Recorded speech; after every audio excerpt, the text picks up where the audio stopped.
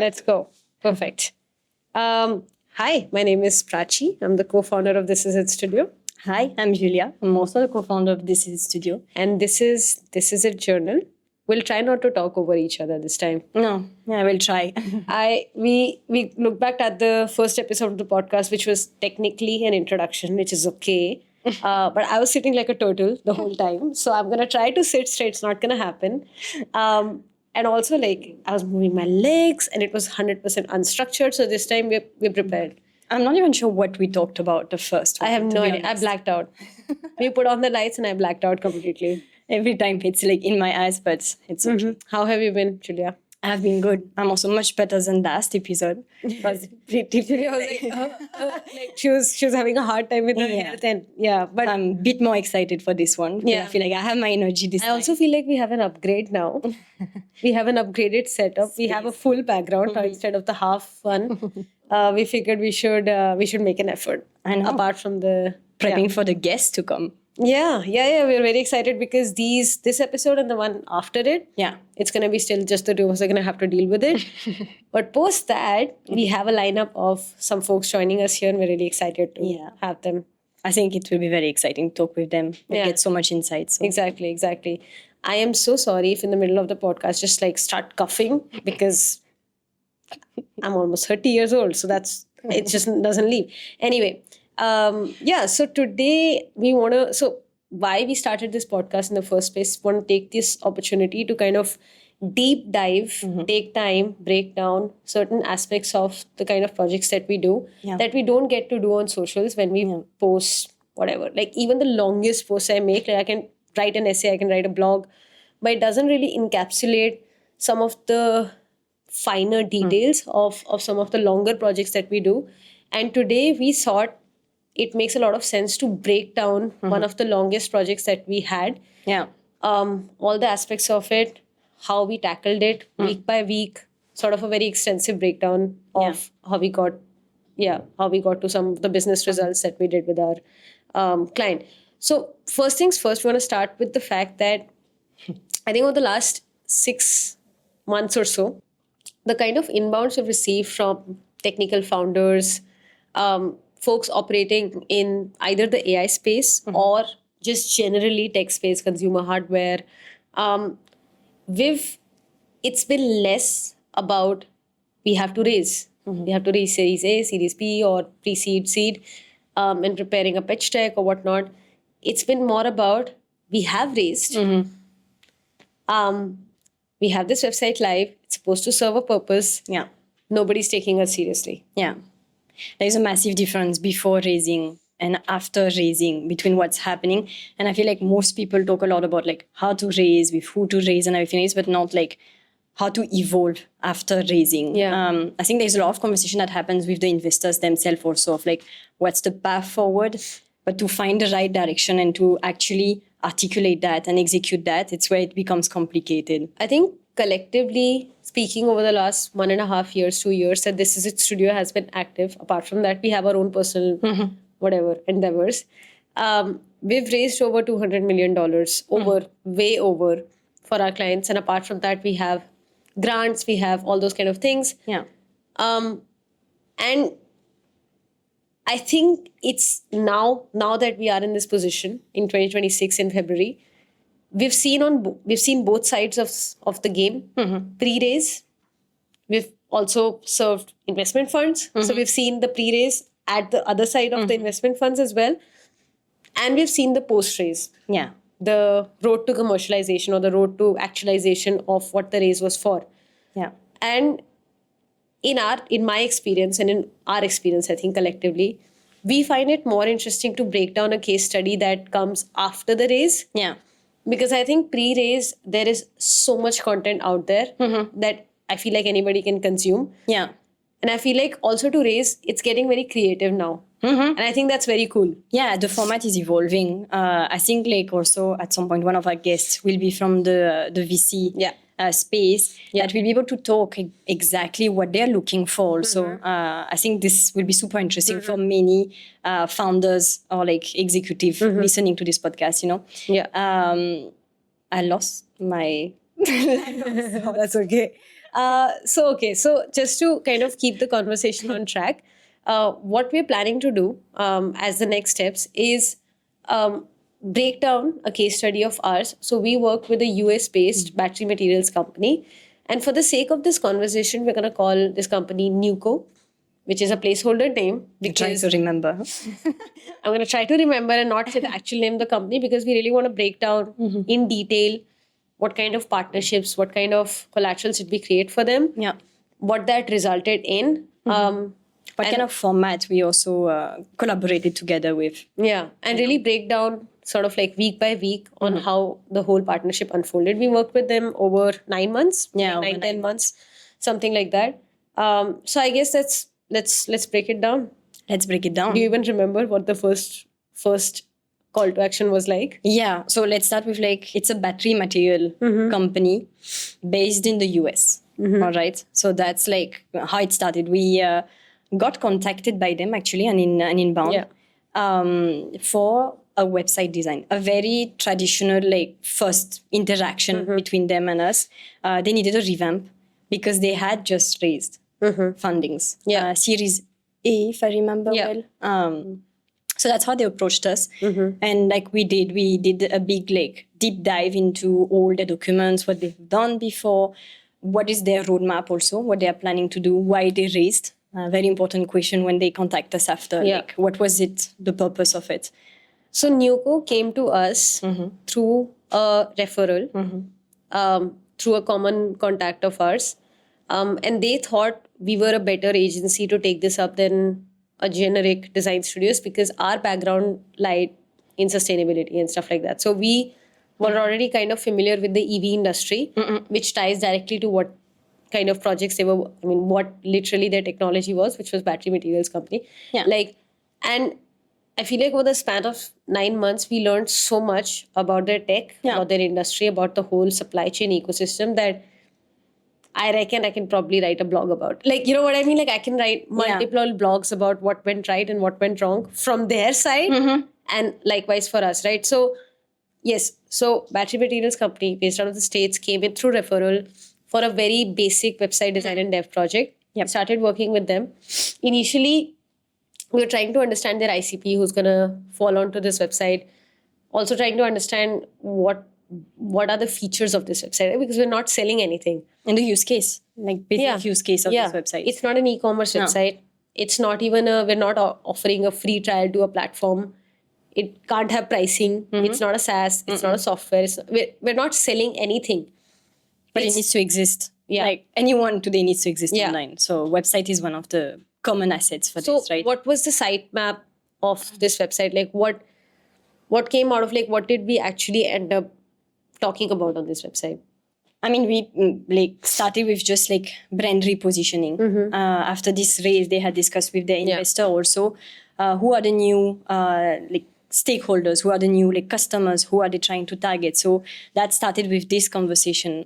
Who are we talking to? That's what you were saying. Customers that are not buying anything from this website, but that's the first interaction they will have with Nuco, the company, right? So brand repositioning, and then also like how does it translate into like a visual brand system? Like how this brand repositioning converts into that.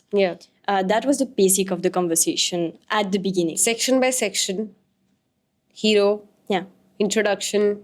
We have the summary of what they offer, where they're based out of, the offices, headquarters.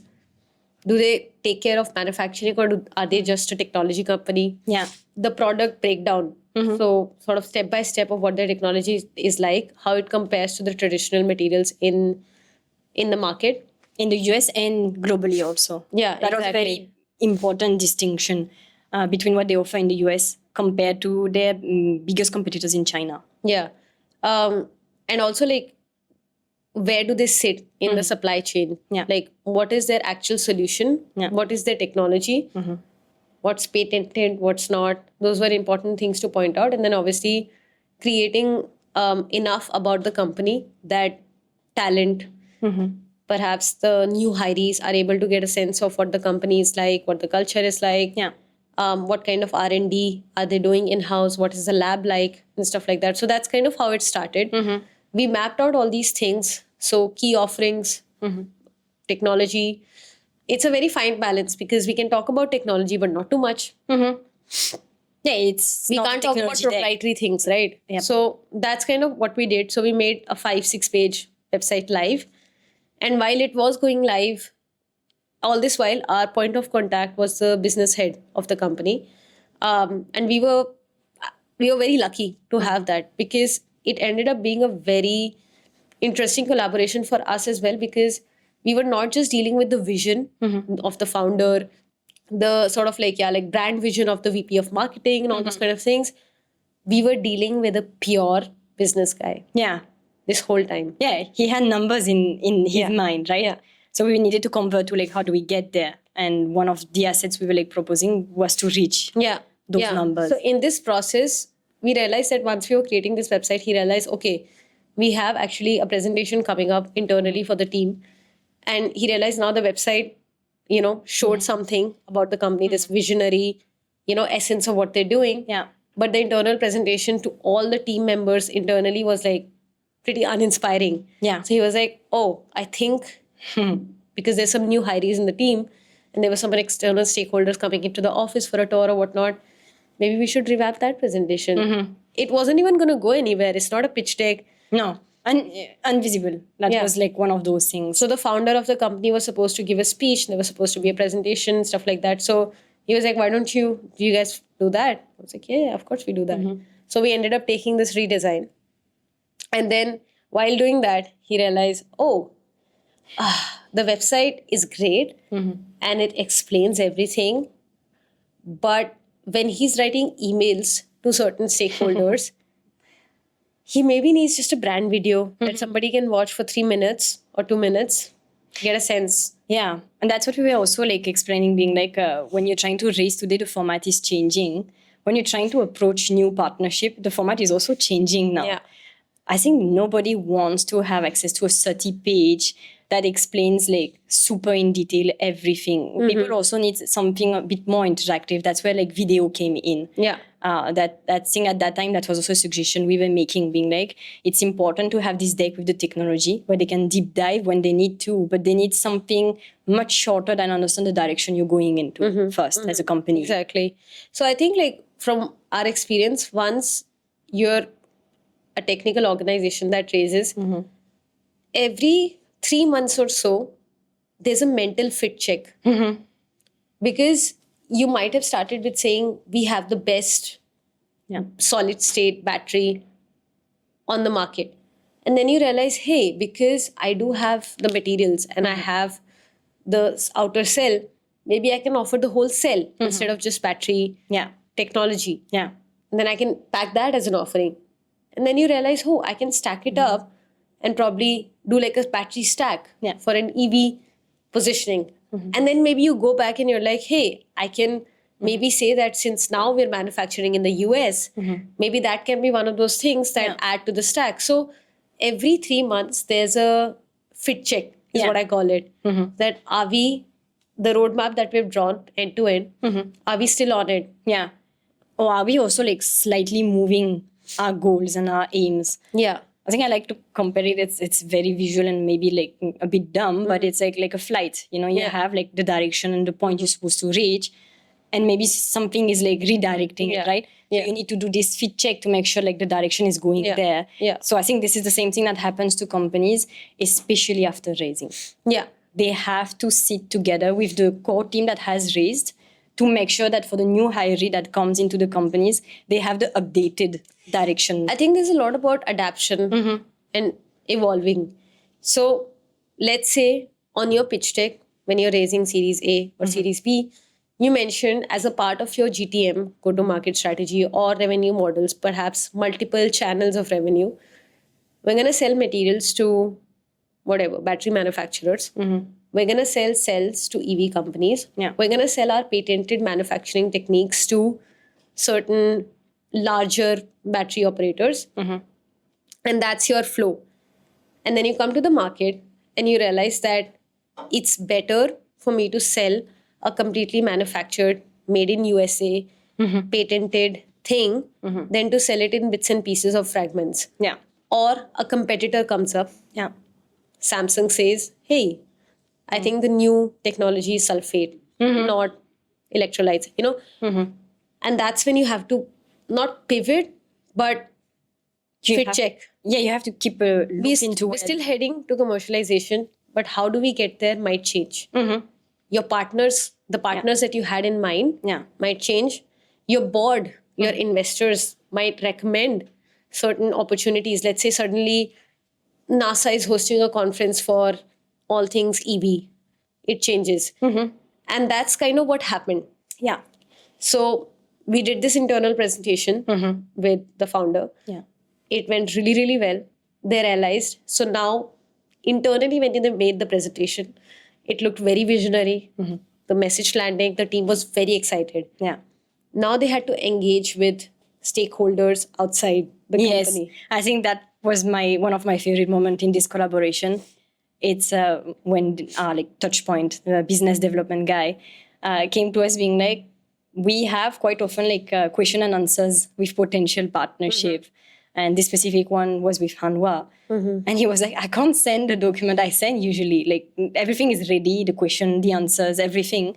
But he just came to us like almost desperate, being like, I need to do something about it. Because I feel like when you get a taste of how seriously people take you, when you've not just, let's say, designed-wise, layouted things in a digestible format, but also it looks like it's coming from an enterprise-grade company, then you're very hesitant. You become more and more hesitant towards sending something subpar. Yeah.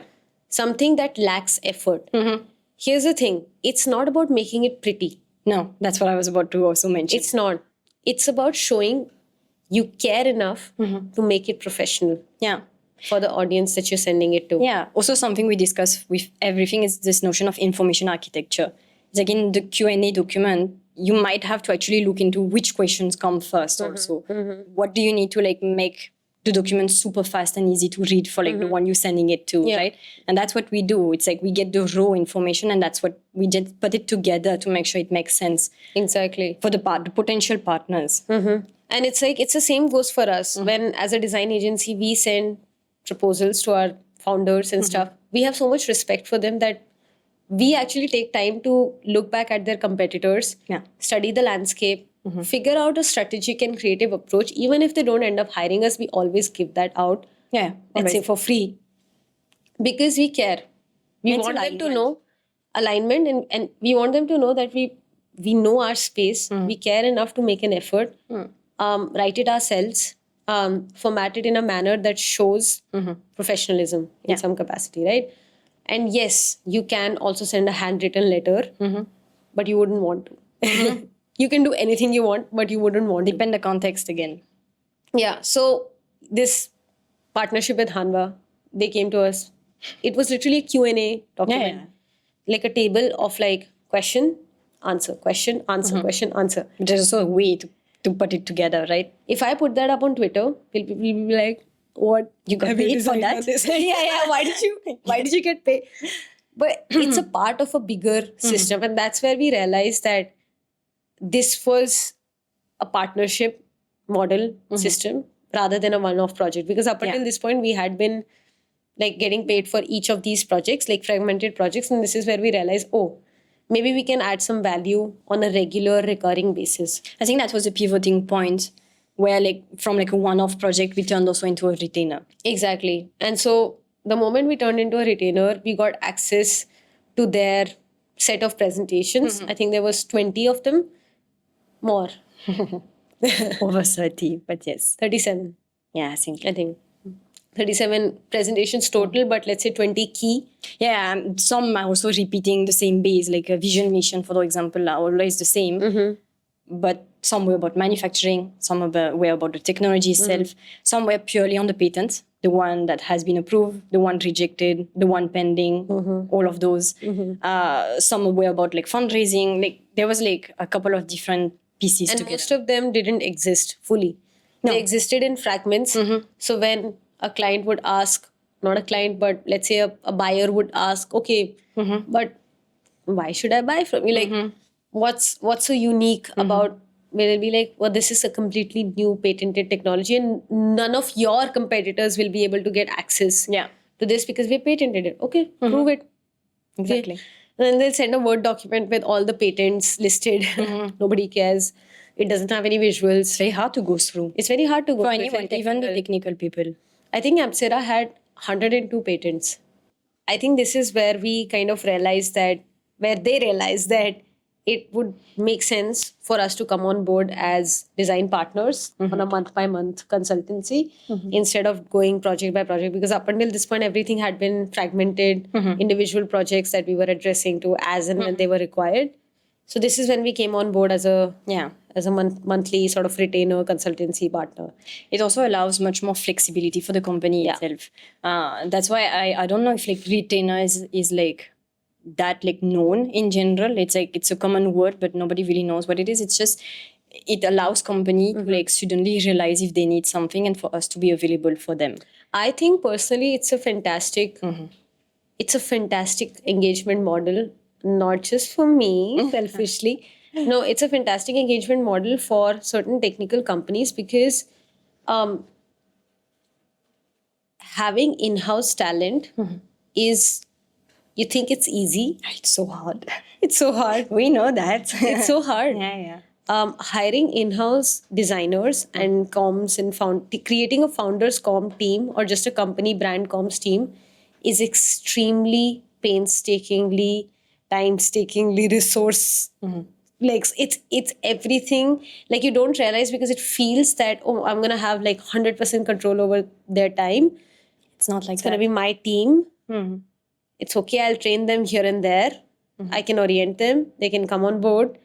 Eventually, it takes away so much time, so much resources, so much money, literally trained into training an in-house team. First, it takes at least a year, I'd say. It does. And the more like complex and technical the company is, the more time it takes. 6 to 8 months or something like that to train this team. And there on out, it's management. Yeah.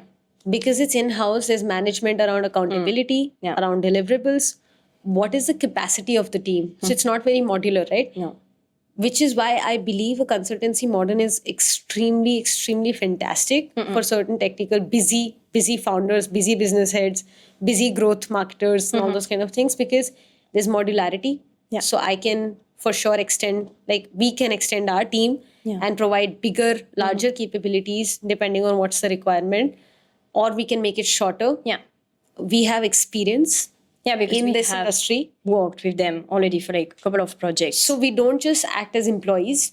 We actually don't act as a proper design agency. We always come on board as design partners because we initiate projects. Actually, a lot of people think that a consultancy or a retainer is like, oh, we get a project, we get a brief, and we make a presentation, we send it off. We actually come up with our own briefs sometimes. We're like, most of the time, because we are super constantly in communication with the business head of teams and growth heads and stuff like that. And we know what's coming. Let's say we know they're going to showcase at CES 4 months from now. We are on a retainer consultancy relationship model. We sometimes come up with our own briefs where like, I think we should do this. Yeah. I think we should take out this resource paper or whatnot. And it just adds so much more value to teams because there's no management. Yeah. We are a self-managed, we're like a grown-up adult. Like, instead of having a baby in your team. Yeah. We're self-managed, we're accountable. There's accountability. We have certain list of deliverables. There's timelines are met.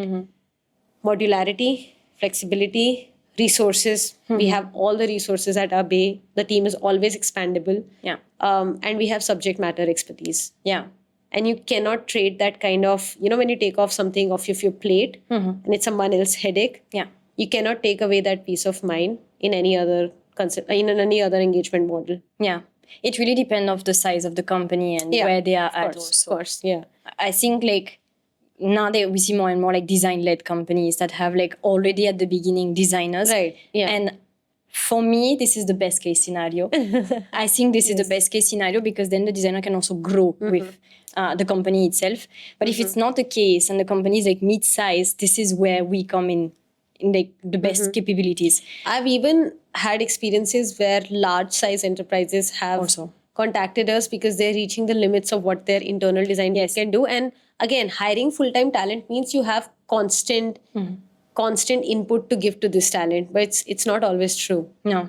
So yeah, like I find that, so that's we completely went off No, track. it was just a little Little like Yeah. like, and then we're back. So this is where we came on board as full-time consultants, and we realized that what we needed to create for them was not just some individual presentations, whatever 20 presentations. We needed to assemble a data room. Yeah. Yeah, That's how we called it. But we don't know what it's called. yeah, we called it the data room. It's called This Is Its Data Room. Yeah. No, it's called New Course Data Room. Anyway, yeah, so we put together this data room, which is essentially, it's not just a set of presentations. It's meant to serve a purpose for each person from their team who's stepping out to meet a stakeholder. Yeah. Let's say the business head is engaging with certain business heads of other companies to make partnerships, or to certain customers, or to line up certain meetings with investors or the government or whatnot. There's a certain set of collaterals that he always needs to have at his bay. Yeah. And I'm saying he and not she because it was a he. So Fair enough. don't mean to be sexist. So like the company deck, the business development deck, cost model decks, manufacturing, IP, have these like set of decks always at bay and always updated. Yeah, that's the key one. Yeah. Updated, and also it's not like those data doesn't exist before the data room. It's just it's gathered in so many different places. For example, the BD person will have the business development presentation, right? While the tech team will have access to the technology presentation, and the business development presentation is not necessarily updated with what the new technicalities are. Yeah. And vice versa. Yeah. And that is the main issue, and that's what's creating a lot of friction. Exactly. And costs a lot of like partnership to companies. Exactly. That's what we've learned from this. Oh no, we achieved this test like last Friday and we didn't put that in. Exactly. We have pictures of this like scissor test that we made and the needle test that we made with this battery. It's safer than all our competitors, but we didn't put it in and the BD was already in New York having certain meetings. Exactly. And that's where we come in. We bridge that gap. We make sure everything is updated all the time because we're in touch with multiple stakeholders from the company. And that's where things become different from like a one-off project versus what we call as a retainer or a constant consultancy. We created this data room. For the BD of the company, we'll have a different set of assets. For the COO of the company, we'll have a certain different set of assets, right? They're going to go and especially for the R&D head, it's a completely different set of assets. They don't care about cost models or manufacturing ecosystem. They're going to go into conferences where they nerd out about battery materials and they're going to get into the depths of nano, micro tests. Where's the innovation? What kind of safety tests did they put together and what kind of findings did they have? Good and bad, both. And it's very interesting because a lot of people think commercial techs are like super positive. We achieved this, we achieved that. Sometimes with the scientific community, it's both. We realized this went wrong and then we did this and that's how scientific discussions are had a lot of times. So yeah, this data room was meant to serve it is not a Google Drive with multiple presentation. It's actually very modular, always updated, and for different stakeholders for the company so that they can engage at different, how do you say, like different domains of their own expertise. But they have access to the other ones. Because quite often it's like there is like this lack of accessibility from the information from the other teams in the company. So it's always accessible to all the team. Obviously the key folks who need to have access to and even create certain privacy barriers. Certain texts were confidential and private. Certain were okay to be publicly disclosed. And that's where we had an idea about putting all of this and creating a resource hub on their website. And I mean, you can tell us what happened on that front. Yeah, so after making like this gigantic, like collating all those data, all those information, we realized that like many people need access to those documents outside the company. But this is like a golden opportunity for the company to actually gather data. So we just like created this, I don't know, like resource page. Resource page. It's a very simple page where it's kind of categorized into different pieces, reports, brand assets. It's kind of like putting together a media kit. You know, a lot of brands do media kits online with their logos and how to use their images, stuff like that for press and media and PR stuff. It's been a very common practice, but it doesn't really happen for certain technical hardware or sort of materials or software companies where you put out your certain brand assets, like brand deck. Yeah. It's probably updated every month, I would say. But if it's available, it has to be. But if it's accessible on the company's website, nobody's going to send you being like, send your deck. I've seen so many, like the BD of this company showed me so many times the email of somebody from Samsung being like, send me your deck. It's also, okay, everybody receives emails. Everybody receives documents from every different, like Slack, WhatsApp, everywhere. It's super easy to like lose access to those documents. Exactly. And it's like sometimes like from like both hands, it's like you don't have time to send again or to find the document again. Yeah, so we created this sort of resource hub. The website was developed on Webflow. We back-ended it with Hazine, uploaded all the documents there, plugged and played, CMS-oriented completely, so the team could actually update documents if they went out for a presentation, whatnot, and they want to put it live, they can. They don't even need that. Dependency was never created. Consultancy was not meant for creating dependencies. So they had access to certain CMS systems and stuff like that. They uploaded their thing, and we gated it with a very simple form. Name, address, email address, contact. Or contact was optional, and from the company, which company, or whatever.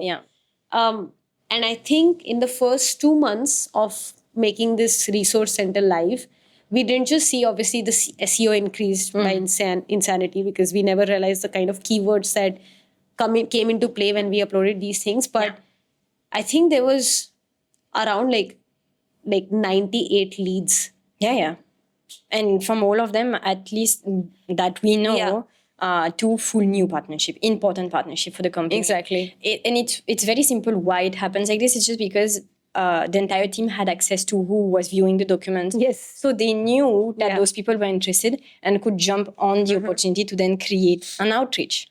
And so, because there is already the interest, it just converts. Exactly. As simply as that. And so the website didn't just serve a purpose of showing what the company does.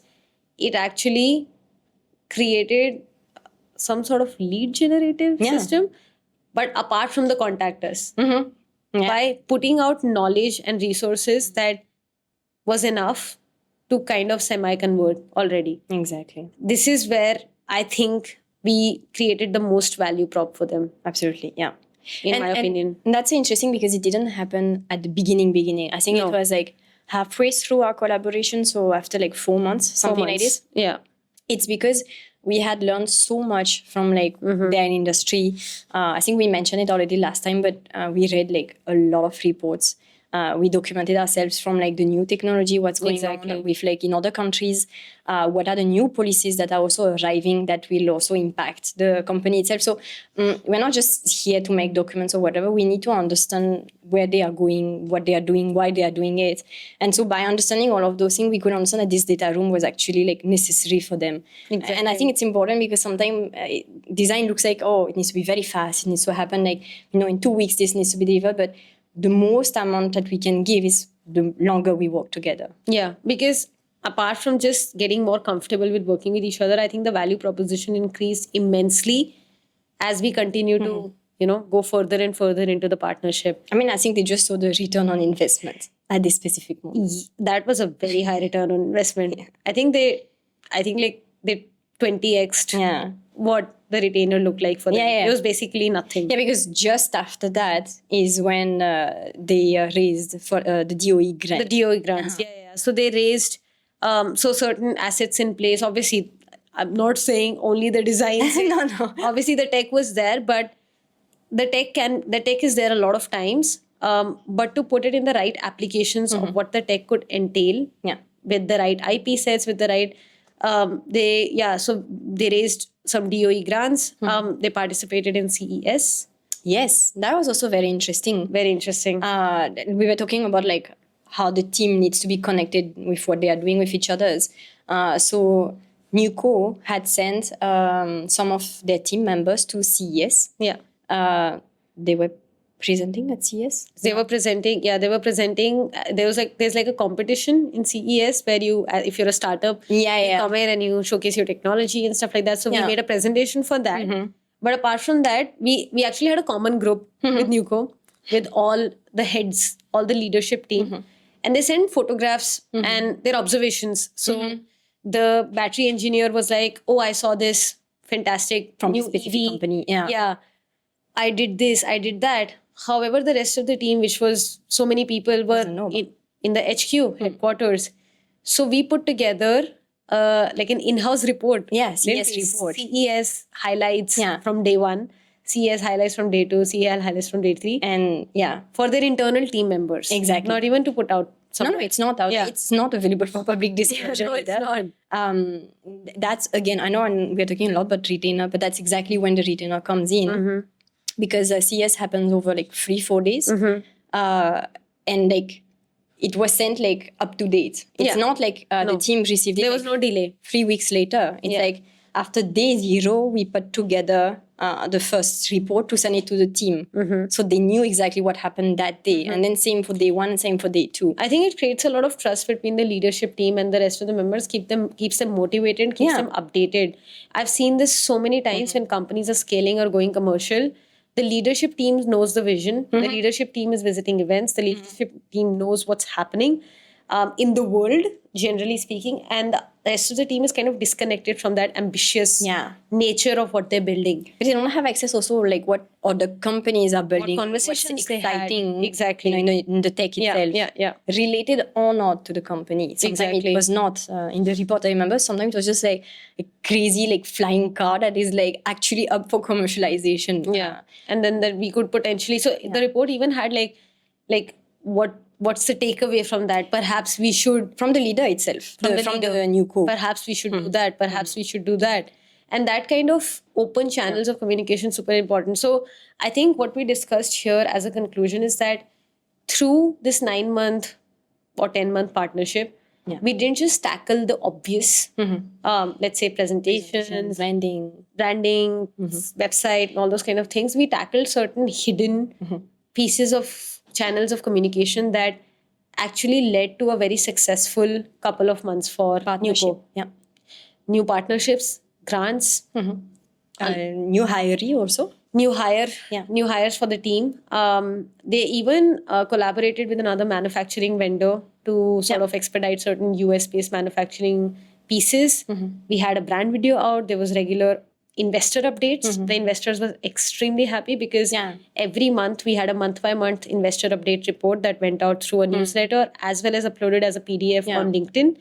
Apart from that, we had quarterly updates. Actually, yes, quarterly updates and board presentation. Board meeting presentation. Yeah. We were completely hand-to-hand with them on the board presentation. Yeah.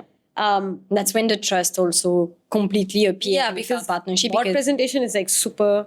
We have access to like very like restricted information financially and everything. But after working for 9 months and after like they had seen what we can do for them, it just made sense to like hand over those information for us to communicate to the entire board finally what all has been done. That we had followed them also. So after all of this in numbers, there's so many things, right? Like 2 partnerships, DOE grants, there is obviously the board presentation, there is CES, there is all these other exhibitions, battery materials company. Like just generally speaking, visibility of the brand. Certain new startup competitions, certain pitch decks, all those kind of things. So I think overall in this 10-month thing, I don't know how much they exed their return on this investment. No. And I think companies, generally speaking, once they've raised, don't realize how valuable that is. And we're creating this podcast and this episode is dedicated to sort of send that message across because we're seeing more and more companies after 8 months of raising. Yeah, I was about to come to that point to conclude actually. That's come early to design partners after you raise because you will see all you can achieve with this raise. The longer you wait, the less time then you get to actually achieve those things. Because it's not about making things pretty. It's about making your applications legible. It's about putting on paper the revenue models, the applications, the right partners, the right And by the time it's 8 months into that, Yeah. and you find design partner, you're in a rush. Yeah. You're like, you're fixing. Yeah, actually. Fixing. I think my takeaway from this is you're a company, from our personal experience, for being in both sides of the coin. One, brought in early, collaborated over 10 months, Yeah. gave the ROI that even we didn't expect to give, honestly. On the other hand, come in late, we're already a month behind. So we're pushed Yeah. to achieve more in a very short duration of time. It works. Either of these work. But coming in early shows far more value prop than coming in late. Absolutely. And I think it's better to have a design partner from day zero Yes. than to bring in someone to fix something. Yeah. Because fixing something, And you also rush to explain everything, all you have done. exactly. So the longer time you have, like we have explained, the longer collaboration you have, the better it is for your own company. Exactly. And it does feel like a stretch in the beginning. You're like, I'd rather invest in my R&D. I But understand. eventually, for the business, generally speaking, and for your own bandwidth to free up to actually do the work that Yes. you need to do, business development, R&D, and all those kind of things, bring in a design partner early will be far more valuable. Absolutely.